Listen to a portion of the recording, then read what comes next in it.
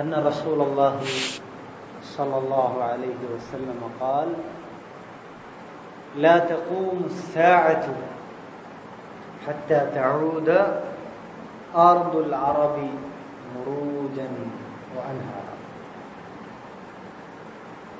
ഖിയാമത്ത് നാൾ സംഭവിക്കുകയില്ല അറബ് നാട് മുറൂജുകളായിത്തീരുന്നത് വരെ. മുറൂജ് എന്ന് പറഞ്ഞാൽ വിശാലമായ സ്ഥലം, നിറയെ കൃഷികൾ കൊണ്ടും പുല്ലുകൾ കൊണ്ടും നിറഞ്ഞ വിശാലമായ സ്ഥലത്തിനാണ്, പരന്ന നീണ്ടു കിടക്കുന്ന സ്ഥലത്തിനാണ് എന്ത് പറയുക? മുറൂജ് എന്ന് പറയാം. മുറൂജൻ വാൻഹാറ, അതുപോലെ പുഴകളായി തരും.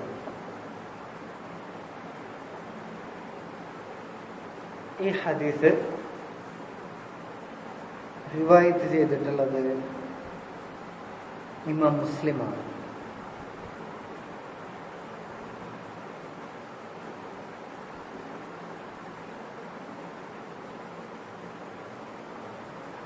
ഈ ഹദീസിലുള്ള ഫവായിദുകൾ, ഒന്നാമത്തേത് അബൂ ഹുറൈറ റളിയല്ലാഹു അൻഹു റാവിൽ ഹദീസ് ഹാഫിദുൽ ഉമ്മത്തി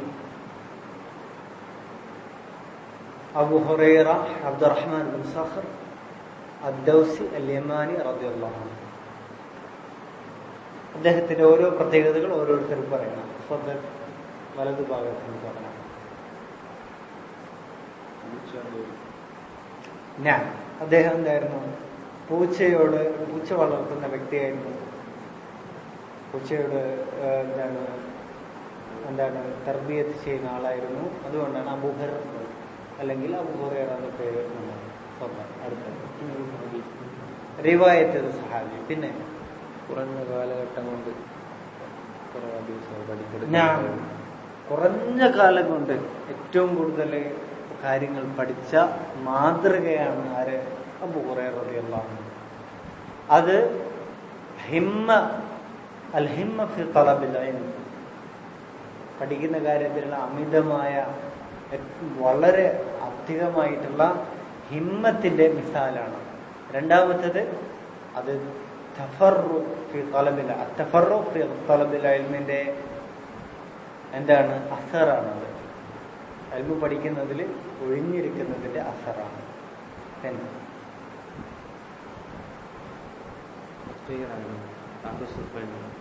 ഫഖീറായിരുന്നു ഞാൻ.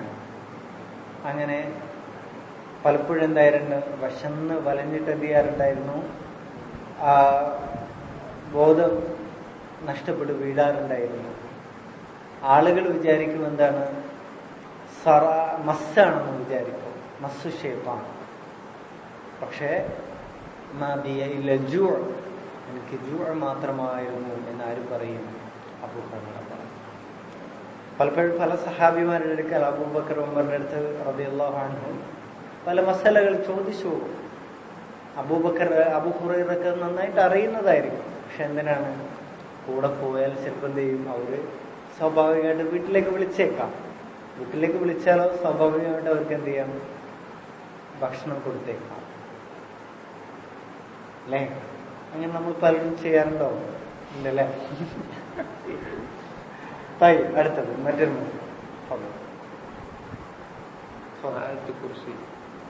ആയത്തുൽ കുർസിയുടെ സംഭവം ശൈത്താൻ പഠിപ്പിച്ചു കൊടുത്തത്. മുസ്ലിം മുഅ്മിൻ, ഒരു മുഅ്മിന്റെ കളഞ്ഞുപോയ സ്വത്താണെന്ത്? ഹഖ്, സത്യം എന്നുള്ളത്. ഐനമാ വജദഹ അഖദഹ, ഐനമാ വജദഹു അഖദഹു. എവിടെ അത് കണ്ടുകിട്ടിയാലും അത്, എവിടെ കാഫറുകളുടെ പക്കത്താണെങ്കിലും അതെ. സ്വന്തം മാതാപിതാക്കൾ ഉമ്മയോട് നല്ല ഉമ്മയുമായിട്ടുള്ള ബന്ധം വളരെ ശക്തമായിരുന്നു. അവസാനം റസൂലുള്ളാഹി സ്വല്ലല്ലാഹു അലൈഹി വസല്ലമയോട് ഉമ്മക്ക് വേണ്ടിയിട്ട് എന്ത് ചെയ്യണം? ഹിദായത്ത് വേണ്ടി പ്രാർത്ഥിക്കണമെന്ന് പറഞ്ഞു. വീട്ടിൽ പോയപ്പോഴേക്ക് ഉമ്മ നസ്രാനി മതത്തിൽ ശക്തയായിരുന്നു. അങ്ങനെ വളരെ ശക്തയായിട്ട് നിന്നതാണ് അങ്ങനെ റസൂലുള്ളാഹി പ്രാർത്ഥിക്കണമെന്ന് പറഞ്ഞു. വീട്ടിൽ ചെന്നപ്പോഴേക്ക് എന്തായി? ഇസ്ലാം സ്വീകരിച്ചിരിക്കുന്നു. പിന്നെ ഇങ്ങനെ ധാരാളം. അദ്ദേഹത്തിന്റെ മകളുടെ ഭർത്താവാണ് ആര്? ഇബ്നുൽ മുസയ്യിബ്. ധാരാളം ഫദായിലുകൾ, സാഹിബുൽ ഫദായിലി വൽ മനാഖിബ്. يعني لا تقوم الساعة حتى تعود أرض العرب مروجا وأنفارا. لا تقوم الساعة. ഖിയാമത്ത് നാൾ സംഭവിക്കുകയില്ല. ഇന്നും ഒരു കാര്യം സംഭവിക്കാതെ എന്ന് പറഞ്ഞുകൊണ്ട് ധാരാളം കണക്കിന് ഹദീസുകളുണ്ട് അല്ലേ? നമ്മൾ നേരത്തെ പഠിച്ച ഹദീസാണ് لا تقوم الساعة لا تقوم الساعة حتى يتباهى الناس في المساجد. ഇതുപോലെ ഇനിയും ധാരാളം ഹദീസുകളിൽ തഖൂം സാഅ തുടങ്ങിയിട്ടുണ്ട്. അതൊക്കെ അറിയിക്കുന്നത് എന്താണ്? പറയാൻ പോകുന്ന കാര്യങ്ങളൊക്കെ അശ്റാത്ത് സാഅയിൽ പെട്ടതാണെന്ന് എന്നതാണ്. അശ്റാത്ത് സാഅയിൽ പെട്ട ഒരു കാര്യം പറയുന്നതിന്റെ ഉദ്ദേശം എന്താണ്? ഒന്ന്, യൗമുൽ ആഖിറിൽ വിശ്വസിക്കാത്ത ആളുകൾക്ക് എന്താണ് അത് സംഭവിച്ചു കാണുമ്പോൾ എന്ത് ചെയ്യും? വിശ്വസിക്കാനുള്ള ഒരു അവസരമാണ്. ഇനി വിശ്വസിച്ച ആളുകൾ തന്നെ എന്ത് ചെയ്യും? ദുനിയാവിന്റെയും അതുപോലെ മറ്റ് സ്വന്തം കാര്യത്തിന് പുറകെ പോയി ആഖിറത്തിന് മറന്നുപോകുന്ന അവസ്ഥ വരാൻ സാധ്യതയുണ്ട്. അതിനെ ഓർമ്മിപ്പിക്കാൻ വേണ്ടിയാണ്. ഒരു കുലുക്കുണ്ടാവും വേണം എന്ത് ചെയ്യാം? ഓർമ്മ ഉണ്ടാവും അല്ലെ? കുടുംബത്തിൽ ആരെങ്കിലും മരിക്കുമ്പോഴാണ് എന്ത് ചെയ്യാം? ഒന്ന് ഒരു 4-5 ദിവസത്തേക്ക് എന്ത് ചെയ്യില്ല? ഒരു അല്പം ഈമാൻ കിട്ടാം. 5 ദിവസത്തേക്കൊക്കെ അത് എത്തുള്ളൂ. പിന്നെ വീണ്ടും പുറകോട്ട് പോകും. പിന്നെ അടുത്ത സംഭവം. മാത്രമല്ല വലിയ പരീക്ഷണങ്ങൾ, രോഗങ്ങൾ, ഇസ്ലാമിലെ ഇതെല്ലാം നമ്മള് അള്ളാഹുവിനെ മറന്നു പോകുന്നത് നമുക്ക് തന്നെയാണ്. രോഗങ്ങൾ വരുമ്പോൾ, വലിയ പ്രശ്നങ്ങൾ വരുമ്പോഴാണ് അള്ളാഹുവിനോട് എല്ലാവരും പ്രാർത്ഥിക്കുക. അപ്പം പെട്ടെന്ന് ഒരു എന്തായിരിക്കും? ഒരു നന്നാവലായിരിക്കും. ശരി. حتى تعود أرض العرب مروجا وأنفارا. അറബ് നാട് എന്ന് പറഞ്ഞാൽ എവിടെ മുതലുള്ളതാണ്? ഹിജാസ് മുതൽ എവിടെ വരെ? യമന് വരെ, അതുപോലെ ഒമാൻ വരെ കിടക്കുന്ന ആ ഒരു ജസീറത്തിൽ മാത്രമാണ് പറയുക ജസീറത്തുൽ അറബ്. എന്നാൽ ഈജിപ്ത്, അതുപോലെ എന്താണ് ജോർദാൻ, സിറിയ, അതുപോലെ പിന്നെ മിസ്റിന്റെ അപ്പുറത്തുള്ള എന്താണ് അൾജീരിയ, അതിന്റെ ഇപ്പുറമുള്ള എന്താണ് മൊറോക്കോയും ലിബിയയും, അതുപോലെ എന്താണ് മൗറിറ്റാനിയാണെങ്കിലും സൂഡാനാണെങ്കിലും സുഡാൻ, ഇങ്ങനെ കുറെ രാജ്യങ്ങൾ, അറബ് രാജ്യങ്ങളുണ്ടല്ലേ. പക്ഷെ അവരൊന്നും എന്തായിരുന്നില്ല? യഥാർത്ഥത്തിൽ അറബികളായിരുന്നില്ല. അവരൊക്കെ പിന്നീട് എന്തായതാണ്? അറബി ഭാഷ എന്തായതാണ്? പഠിച്ചവരാണ്. എന്നാൽ ശരിയായ അറബികൾ എവിടെയുള്ളവരാണ്? ഈ ഒരു ജസീറത്തിലുള്ള ആളുകളാണ്. ആ ജസീറത്തിൽ ഒന്നും കുഴിച്ചിട്ട് മുളയ്ക്കൂല. അതുകൊണ്ടാണ് ഖാലിദ് ഇബ്നു വലീദ് റളിയല്ലാഹു അൻഹു സൈഫുല്ലാഹി അൽ മസ്ലൂലു അലൽ കുഫാർ, അദ്ദേഹം റൂമിലേക്ക് പോയില്ലേ? എന്താണ്? യുദ്ധത്തിന് വേണ്ടി പോയി. അപ്പൊ അവര് പറഞ്ഞു, അവിടെയുള്ള രാജാവ് പറഞ്ഞു, എന്താണ് നിങ്ങൾക്ക് വേണമെങ്കിൽ, അഥവാ അറബികളോട് അവർ യുദ്ധം ചെയ്യാൻ തയ്യാറല്ല. കാരണം എന്താണ്? അവർക്ക് ഈ നാട് കിട്ടിയിട്ട് ഒരു ഉപകാരമില്ല. ആർക്കും വേണ്ടാത്ത നാടാണ് അറബ് നാട് എന്ന് പറയുന്നത്. കാരണം എന്താണ്?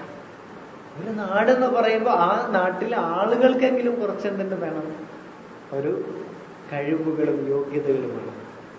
ഇസ്ലാമിന് മുമ്പ് ആ കഴിവ് യോഗ്യത ഒന്നും ഉണ്ടായിരുന്നില്ല. വെറും കള്ളും പെണ്ണും എന്താണ് ചൂതാട്ടവുമായിട്ട് എന്താണ് അംറുൽ ഖൈസുമാരായിട്ട് ജീവിച്ചവരാണ്. എന്നാലോ മാത്രമല്ല ആ നാടാണെങ്കിൽ ഒന്നും നട്ടാൽ മുളയ്ക്കാത്ത നാടായിരുന്നു. മാത്രമല്ല ഒരുപാട് വേറെയും പ്രശ്നങ്ങളുണ്ട്. ആ അടിസ്ഥാനത്തിൽ ഒരു രാജാക്കന്മാരും പുറത്തുനിന്ന് വന്നിട്ട് അങ്ങോട്ട് എന്ത് ചെയ്തില്ല? യുദ്ധം ചെയ്യാൻ താല്പര്യപ്പെട്ടിട്ടില്ല. പിന്നെ വന്നത് ആരാണ്? ഹബശയിലെ ആരാണ്? അബ്രഹയാണ്. അബ്രഹം വന്നത് ആ അർത്ഥത്തിലല്ല, അവിടെ പിടിച്ചെടുക്കാനല്ല. അപ്പോ ഖാലിദ് പോലെ ഇത് എന്താണ്, റോമിലെ രാജാവിൻ്റെ അടുത്ത് പോയപ്പോൾ റോമിലെ രാജാവ് പറഞ്ഞു, നിങ്ങൾക്ക് വേണമെങ്കിൽ ഞാൻ നല്ലൊരു സ്ഥലം തരാം, നിങ്ങൾ അവിടെ നിങ്ങൾക്ക് വേണ്ട രൂപത്തിൽ നിങ്ങൾ ജീവിച്ചു കൊള്ളുക എന്ന് പറഞ്ഞു. നിങ്ങൾക്ക് സമ്പത്താണ് വേണ്ടതെങ്കിൽ.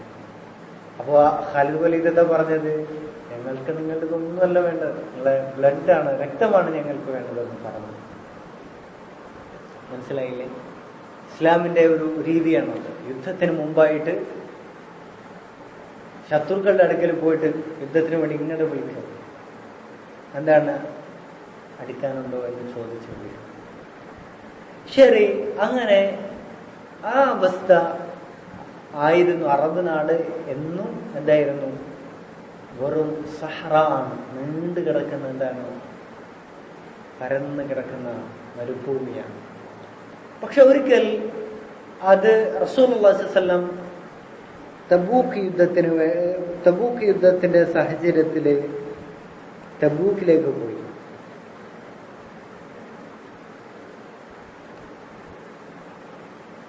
അപ്പോ അതിന്റെ തലേ ദിവസം റസൂലുള്ളാഹി സ്വല്ലല്ലാഹു അലൈഹി വസല്ലം സഹാബികളോട് പറഞ്ഞിട്ടുണ്ടായിരുന്നു, നിങ്ങൾ നാളെ തബൂക്കിലെത്തും.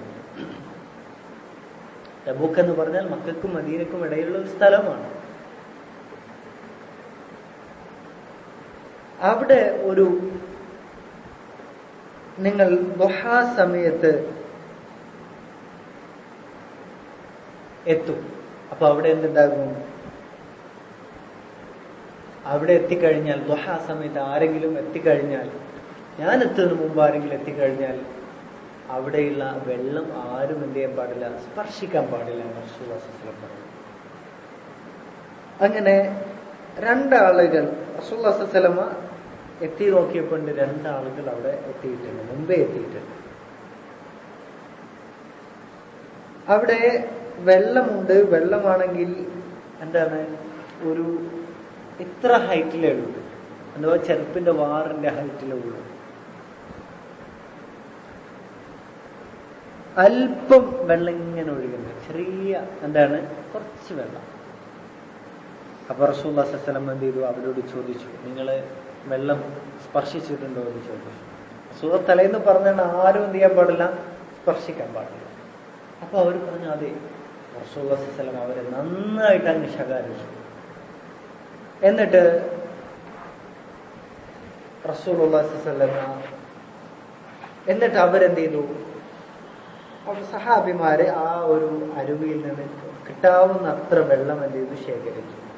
എന്നിട്ട് ഒരു പാത്രത്തിൽ അത് ശേഖരിച്ചു. എന്നിട്ട് റസൂലുള്ളാഹി സ്വല്ലല്ലാഹു അലൈഹി വസല്ലം തന്റെ കൈയും മുഖവും കഴുകി എന്നിട്ട് അതിലേക്ക് തന്നെ തിരിച്ചൊഴിച്ചു. അങ്ങനെ വുദു എടുത്ത് തിരിച്ചൊഴിച്ചപ്പോഴോ ആ വെള്ളം ഇങ്ങനെ കുത്തി ഒഴുകാൻ തുടങ്ങി. ഒരു പുഴയായിട്ട് എന്ത് ചെയ്യാൻ തുടങ്ങി? ഒഴുകാൻ തുടങ്ങി. അതുപോലെ ഒരു അരുവിയായിട്ട് ശക്തമായിട്ട് ഒഴുകാൻ തുടങ്ങി. അങ്ങനെ ധാരാളം വെള്ളം ഒഴുകാൻ തുടങ്ങി. അങ്ങനെ ആളുകളൊക്കെ അതിൽ നിന്ന് വെള്ളം കുടിച്ചു. എന്നിട്ട് റസൂലുള്ളാഹി സ്വല്ലല്ലാഹു അലൈഹി വസല്ലം പറഞ്ഞു, യൂഷിക്കു യാ മുആദ്. ഹദീസ് റിവായത്തിൽ മുആദ് ഇബ്നു ജബലാണ്. റസൂലുള്ളാഹിക്ക് വളരെ പ്രിയപ്പെട്ട യുവാവാണ്. ആര്? മുആദ് ഇബ്നു ജബൽ. ബറാഖു സനായ, മുൻപള്ളികളിൽ തിളങ്ങുന്ന നല്ല എന്തായിരുന്നു, എൽമിന്റെ കൂട്ടത്തിൽ എൽമിൽ ഏറ്റവും നല്ല അറിവുള്ള ആലമുക്കും ബിൽ ഹലാലി വൽ ഹറാം മുആദ് ഇബ്നു ജബലിനോട് പറഞ്ഞു, മുആദ്, നിനക്ക് ആയുസ് വർദ്ധിച്ചിട്ടുണ്ടെങ്കിൽ നിനക്ക് കാണാൻ കഴിയും ഈ സ്ഥലം നിറയെ തോട്ടങ്ങളായിട്ട് നിനക്ക് കാണാൻ കഴിയും. ഈ തരത്തിൽ എന്ത് ചെയ്തു? അവിടെ ഒരു എന്തുണ്ടായി? അയിന് പൊട്ടി വന്നു അല്ലേ? പിന്നെ റസൂലുള്ളാഹി സ്വല്ലല്ലാഹു അലൈഹി വസല്ലം തബൂക്ക് എന്ന സ്ഥലം എന്താകും? ജന്നത്തുകൾ കൊണ്ട് നിറയുമെന്ന് പറഞ്ഞു. അതുപോലെ തന്നെ അറബ് നാട് മുഴുവനായിട്ട് നമുക്കറിയാം. ഒമാന് ഏകദേശം മുഴുവൻ ഏതാണ്? മുഴുവൻ എന്താണ്? കൃഷി കൊണ്ട് നിറഞ്ഞ, നോക്കിയാൽ എന്താണ്, കേരളം പോലെ തന്നെ കാണുന്ന സ്ഥലമാണ് അവിടെ ഒമാനിലുള്ള. പ്രത്യേകിച്ച് സലാല എന്ന് പറയുന്ന സ്ഥലമുണ്ട്. അവിടെ എന്തുണ്ട്? പ്ലാവുണ്ട്, വാഴുണ്ട്, എല്ലാം ഉണ്ട് അവിടെ. അതുപോലെ സൗദിയിലെ എന്താണ്, സൗദിയിലെ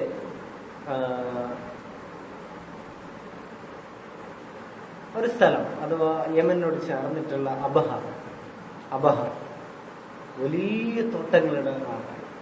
അങ്ങനെ അത്ര സ്ഥലങ്ങൾ യമന് ഒരുപാട് തോട്ടങ്ങൾ വന്നു.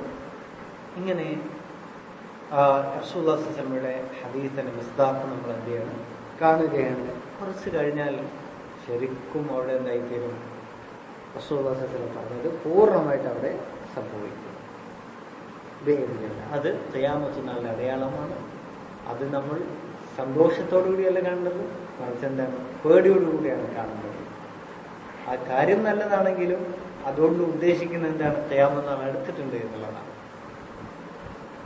ശരി, അടുത്തത് നമ്മുടെ ഹദീസ് എന്താണ്? عن أبي هريرة رضي الله عنه أن رسول الله صلى الله عليه وسلم قال لا تقوم الساعة حتى تعود أرض